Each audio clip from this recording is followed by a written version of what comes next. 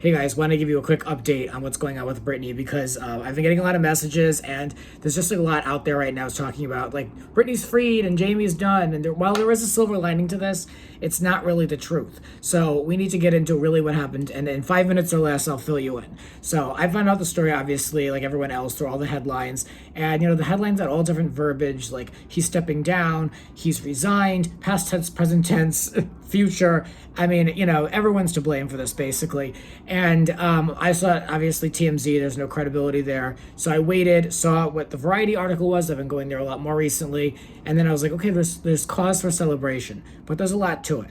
So I've been doing a ton of research as I came back from my vacation. But I think I might take these glasses off because I have these lines, and I don't want to have lines. So let's get into it. So paperwork was filed. So Britney's lawyer filed a motion to remove Jamie as the conservator. So this, what came out the last couple days, is Jamie's response to this. So Jamie is rejecting the motion. So now he's claiming that he'll resign when the time is right. Now, what the hell does that mean? So typical boomer will never give up the money and the power, always all about ego. They, oh no, I'll never be removed, so I'm going to resign. You're not going to fire me. I'm actually quitting, but when it's good for me. When I make sure my money is handled, that's what I'm going to do. That's what's coming out of this mainly. So Jamie earns no points here. He's still dick, and he's still straight up manipulating everybody.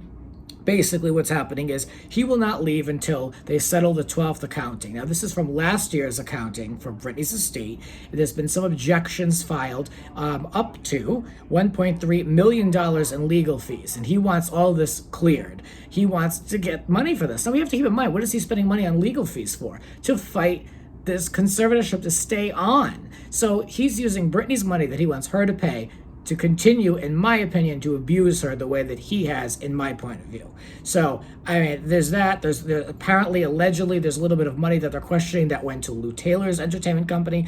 Worth noting if that's true. So they want to settle that. So Jamie wants to make sure he gets his money. And he's also spent the rest of this court filing just blaming and shifting blame and calling out Lynn Spears, the mother. And now Lynn earns no points in my book, but dude, you are the conservator. The buck stops with you. You're the top of this. You said allegedly in that article, the Ronan Farrow article, that you are Britney Spears now. So he even said Lynn gets like $150,000 a year for her estate. Well, then why are you giving it to her? You're the one who runs her estate. So I don't understand the basis of this. I mean, what it is it's grasping. It's really grasping. So he's not leaving quietly. He's looking to use Britney's money as long as he can, it seems. And he really put a target on his back. Now the headlines are screaming that he's leaving.